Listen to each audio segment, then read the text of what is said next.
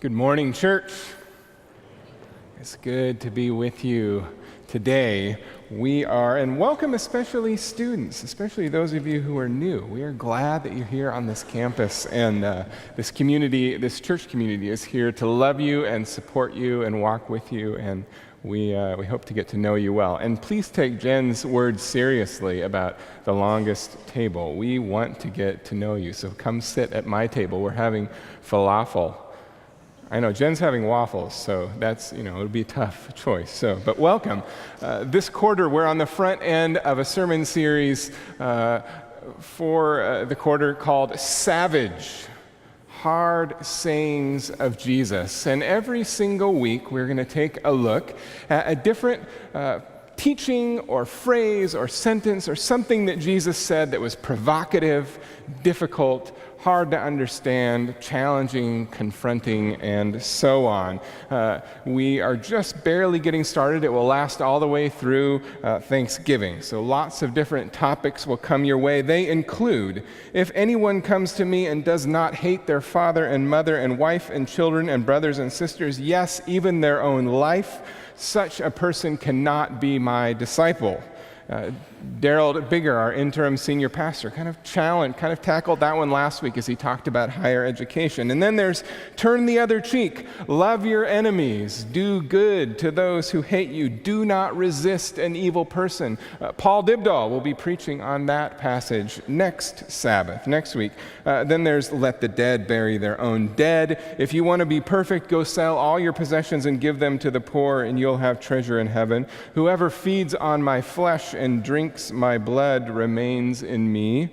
Depart from me, I never knew you. Whoever lacks a sword should buy one. The list goes on, and then be perfect, which is our passage for today. So lots in store for this quarter. When I hear this passage, be perfect, my mind immediately goes to the King James. Be ye therefore perfect as your Father in heaven is perfect. And I in my mind, I see a finger pointing as well. Be perfect. Be ye therefore perfect. And in some ways, I think this phrase, this saying, cuts to the heart of religion, where we ask, what does God want of us? What does God expect from us? And this sort of phrase, this answer comes to mind. And I just want to offer a disclaimer before we start digging into what this might have to say for us. I started thinking as I was preparing the sermon about, I should recommend some books and some resources, and I started to think about what book I might recommend, and I could not choose from the hundreds of thousands of books that have been written on this very topic. It is absolutely core to spirituality. And so this morning I want to share a few reflections for me that have helped me in my spiritual walk sort of deal with, answer with, and tangle with this verse. And I also think that some of these reflections might be applicable as we move throughout the quarter, if that makes sense. So I want to share three different windows, three different options we might use to interpret this text. All right? Three different sort of pictures of God go along with them. The first picture is to sort of imagine that when Jesus says, be perfect, is sort of to imagine that it's coming from this benevolent, wise, distant, but ultimately kind of spineless great-great-great-great-grandparent of a God in the sky. Are you following me? So we could sort of imagine this character to be loving and kind and thoughtful and insightful, but ultimately kind of out of touch from reality. Like they give great birthday presents, great Christmas gifts, but if we get called into the principal's office, they're probably not going to say very much, right? So if we picture God as this sort of God as speaking these words, be perfect, we might implicitly in our minds sort of think, well, it's impossible to be perfect, of course. And so it might be tempting to just sort of sidestep the text, or maybe ignore it, or just pretend like he didn't really say it, or that he meant something else. We might even explicitly point to the context of the text itself. We might point to, for example, the parallel passage, which is in Luke chapter 6, where Luke doesn't write anything about perfection, but says, "Be merciful as your Father in heaven is merciful." So we might be tempted to say, listen, he's not talking about perfection at all. He's talking about something totally different, so we don't need to worry about perfection, which is true, entirely true observation about context. We might also make an observation about context and say that, just earlier in this passage in Matthew chapter 5, Jesus says, unless your righteousness exceeds that of the Pharisees, you can't be part of the kingdom of heaven. And we might look at that, and many interpreters have, and said, this Jesus here is pointing to righteousness by faith. He's pointing and saying, listen, the only way that we're right with God is by accepting Jesus and his gift and his sacrifice. Completely true. But if we're imagining God as this sort of far away, distant, benevolent, great-great-great-grandparent that's ultimately spineless, making that observation of the text might be a way of sort of sidestepping it and saying, well, he's not talking about being morally perfect. He's talking about loving our enemies and kind of getting along with people. And we all know that none of us can love our enemies, so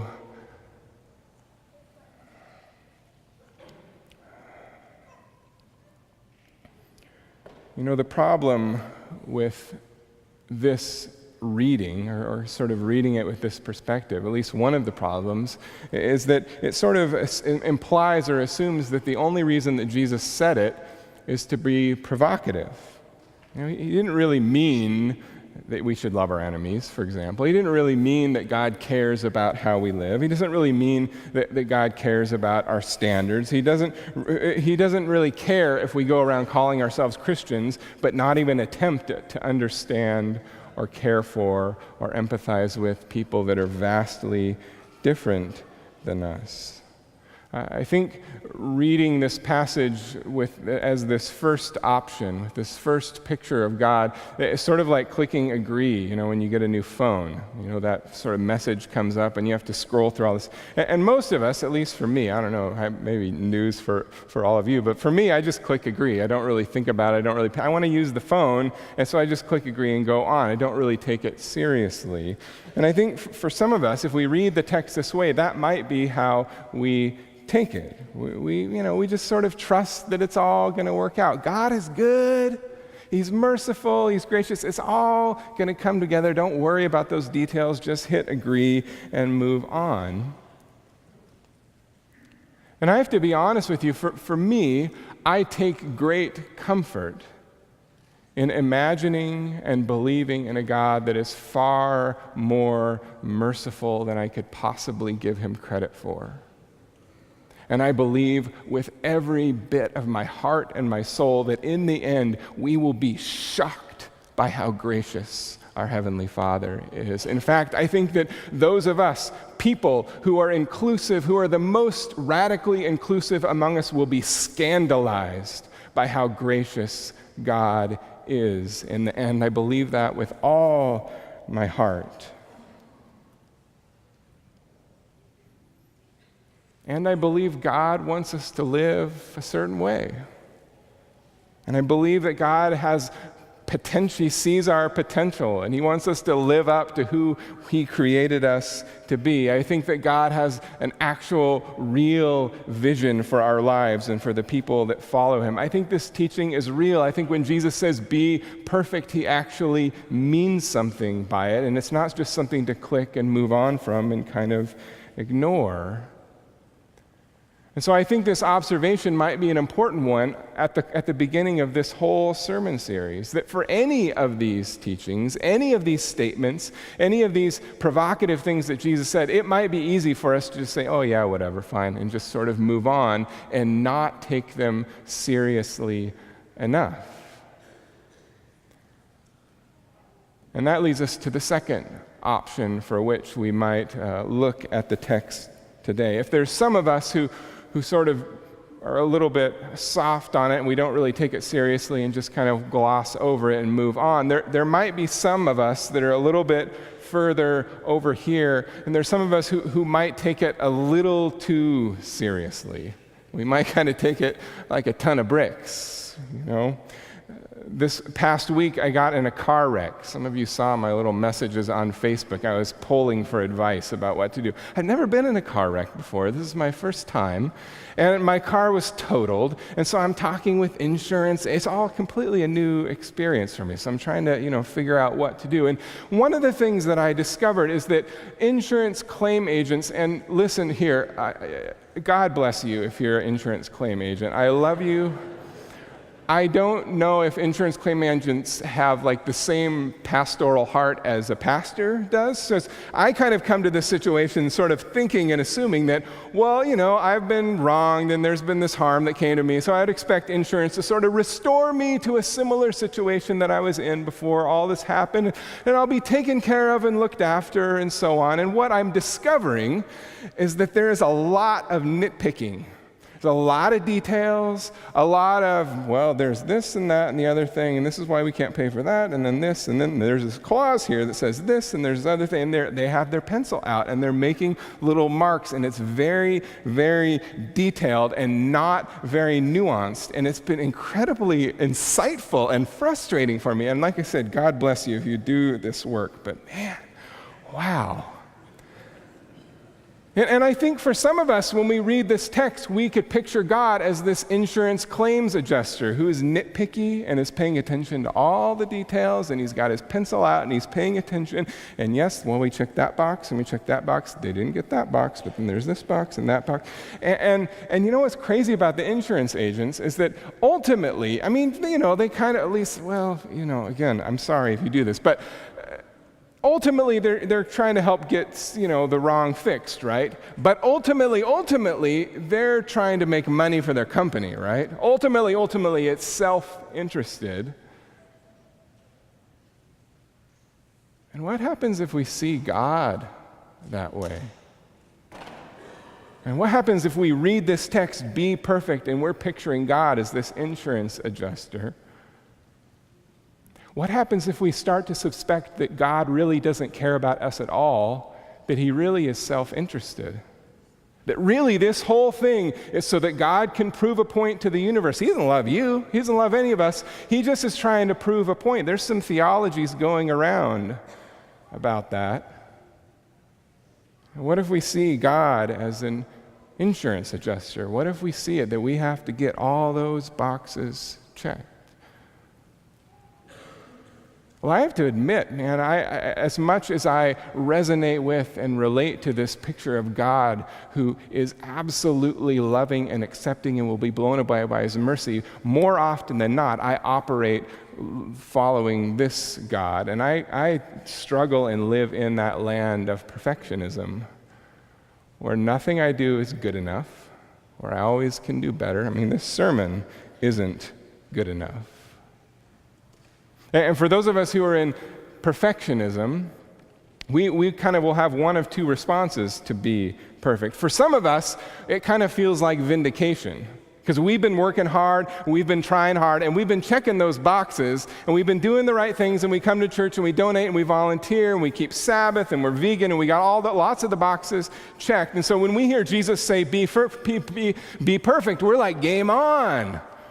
I might not have all the boxes checked, but I got more than a lot of people I see around me. So we're like kind of ready to go. And it kind of feels a little bit indulgent, maybe feels a little bit decadent. Some of us feel maybe like we kind of have this sort of inside track. It's sort of like showing up to your fantasy football draft and you know about that player that nobody else knows about, and they're going to fall to you late in the draft, and that's going to be your ace in the hole, and you're going to win the league because you have this inside thing, right? So that's sort of one way of if we see God as this nitpicky thing, one way that our perfectionism plays out when we hear be perfect is to kind of be game on. Another reaction is to have dread. Is to have fear. And it's still perfectionism. It's still the same. But to dread it, it's sort of like the feeling of I drink a cold cup of water, and I apologize. I'm gonna disparage another profession, two professions in one sermon. But it's kind of like you drink that cold cup of water, and then it hurts your tooth, and then you have that momentary thought of dread of, oh no, I'm gonna have to go to the dentist. and I'm sorry, I know, Dennis, you don't want people to dread coming to you. I know that's not, but like we sometimes do. I know my kids' dentists, they're so great. They say don't use the word D-R-I-L-L. Don't use that word. Use other words like fuzzy thing or massager or different, they use different words. But for some of us, when we hear Jesus say, be perfect, we feel dread because we too know about the check mark list, and our list doesn't have nearly enough check marks. We know it. And so we're scared of what's going to come, right? Are you with me? Neither of these are functional. We don't have to go on and on and on discussing how perfectionism hurts us. We know, most of us know, the anxiety that it brings, the depression it brings. Most of us know how it makes us procrastinate and it makes us judgmental and angry. We don't have to argue about that. It's not a fruit of the Spirit. It's funny, the word that Jesus uses at the end there, be perfect, that word is sometimes translated perfect in the New Testament. But there's a lot of other places where it's translated, for example, mature, or complete, or whole, or it accomplished its purpose, and it carries this idea. It's teleos. Some of you know that. This is not a checkbox morality type word. Jesus says, be perfect. Be what you were made to be. Be mature. Be the type of person God created you to be in this world. When my kids were, I have a 4-year-old and I have a 7-year-old, and they're kind of starting to get over this a little bit. But when they were like 2 and 3, their moral systems at home were very, very black and white. And they're still pretty black and white. But when they were early on, it was just very, very clear. No, there is absolutely no circumstance when you can hit anyone ever. No, there's no hitting whatsoever, right? Or no, you can never put your head in the toilet. Right? There's no circumstances when we want you putting your head in the toilet. Just don't ever do it. But of course, when my kids grow up and become adults, there might be a situation. What if one of them grows up and becomes a police officer, right? There at least is a conversation to be had about whether or not there might be time where aggression is the right thing. There at least is a conversation, right? And one of them grows up to be a plumber, right? There's a time when it might be appropriate to put your head in the toilet. There's a conversation. So I think for some of us, when we read, be ye therefore perfect, we're reading it with kind of this super immature, black and white toddler morality, when Jesus himself uses a word that's sort of indicative of, no, there's a bigger conversation here. Grow up. Be mature. In fact, Jesus actually admits it. He says it right in the text. He says, I know that you thought it was that simple. I know that you thought it was black and white. I mean, back up in the passage in Matthew chapter 5. Back up and over and over and over and over again. He says, you have heard that it was said, but I tell you. You've heard that it was said. It was super, super simple. All you have to do is don't kill anyone. But I'm actually telling you that it's the morality of following Jesus is bigger than that. The standard is higher than that. What God hopes for is bigger than that. He says it over and over and over again. I know that you thought it was this simple, but it's actually nuanced. It's a little more complex. You always have room to grow. You always can become more like Jesus. I love the paraphrase that the message gives of just this one verse. In the King James, it's be ye therefore perfect, as your Father in heaven is perfect. And in the Message, it's about 5 sentences. I want to read it. In a word, what I'm saying, Jesus says, is grow up. Grow up. You're kingdom subjects. Now live like it. Live out of your God-created identity. Live generously and graciously toward others the way that God lives toward you.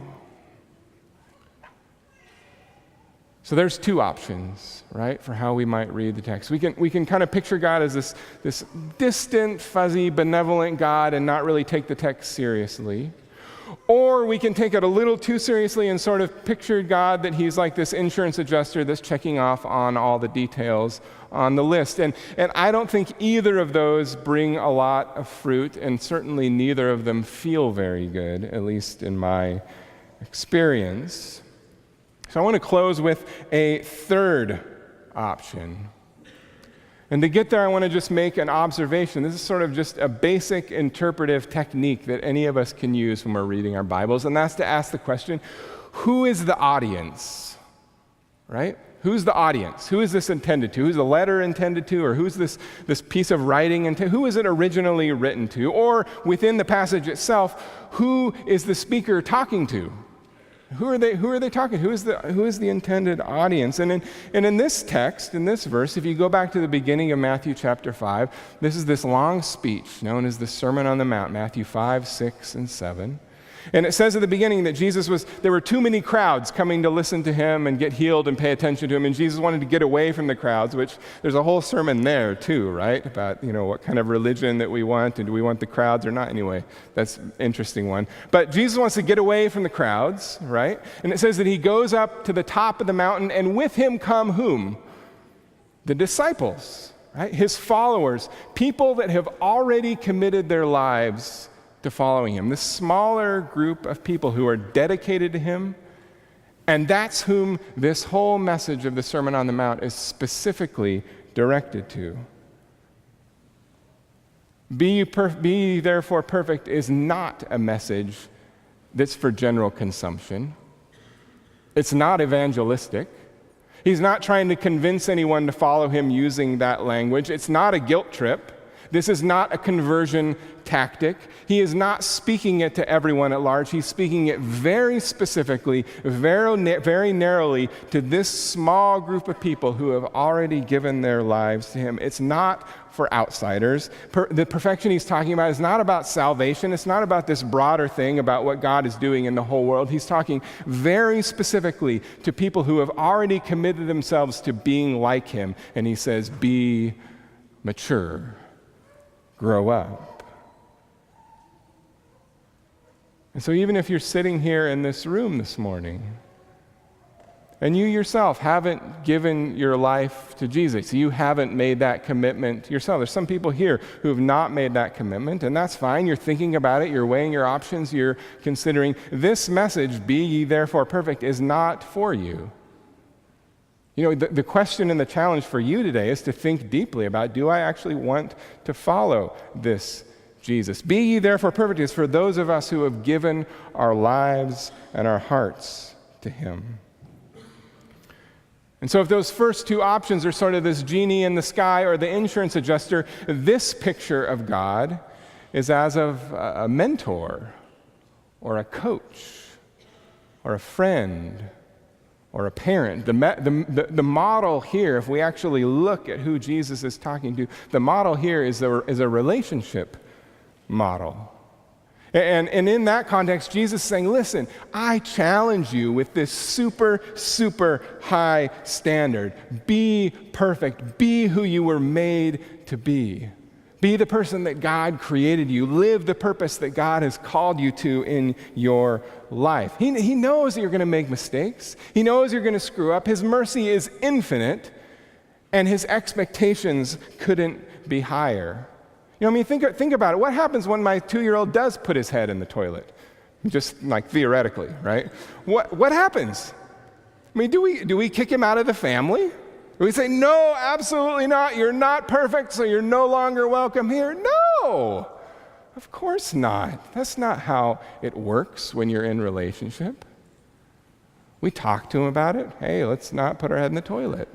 Here's the reasons why. Doesn't make sense. Let's don't do that anymore, right? We talk about it. We forgive.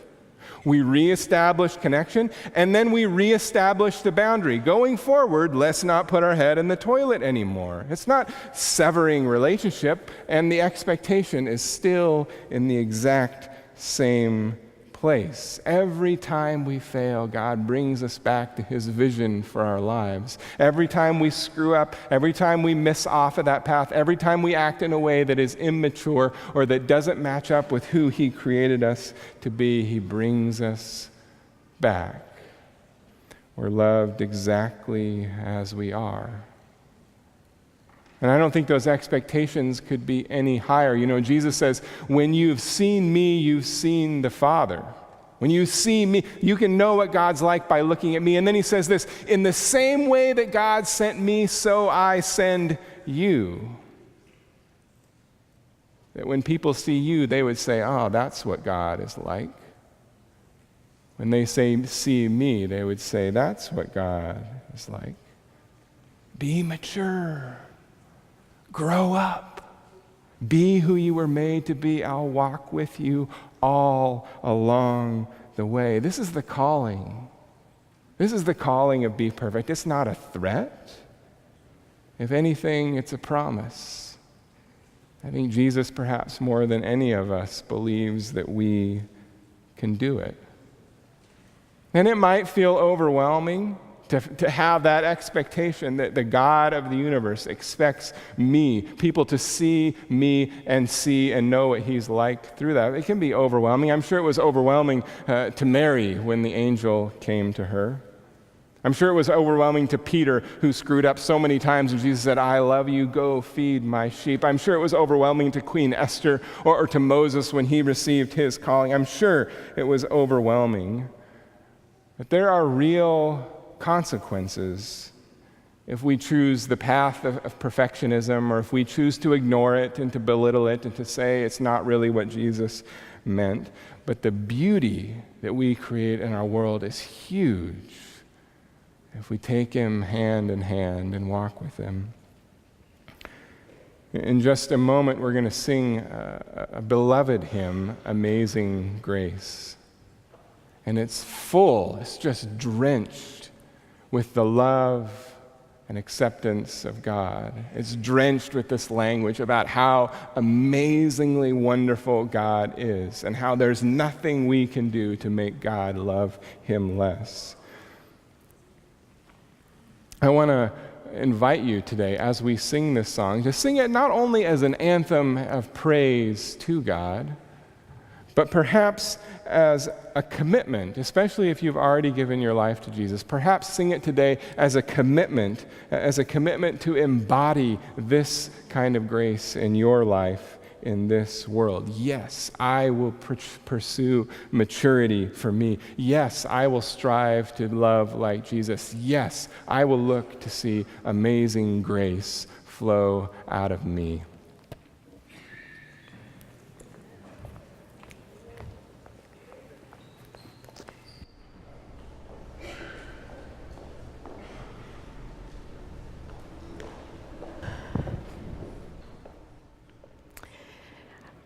As is our tradition here, when we hear the gospel of Jesus Christ, we are given an opportunity to respond to it. And I want to just let you know that here at our church at Walla University, we do take up an offering after the sermon because we've heard once again about the good news of Jesus Christ offered to us through his sacrifice and his love. And like Peter's audience in Jerusalem long ago, when he was preaching about Jesus and they discovered him to be the Messiah, and they said, "What then do we do? We can give a life, our life. We can give our time and we can give our money." So our deacons will be taking up an offering now, just so you know that after the sermon here, that is our tradition and that's why we do it. So please remember, what can we do? We can respond to God Almighty.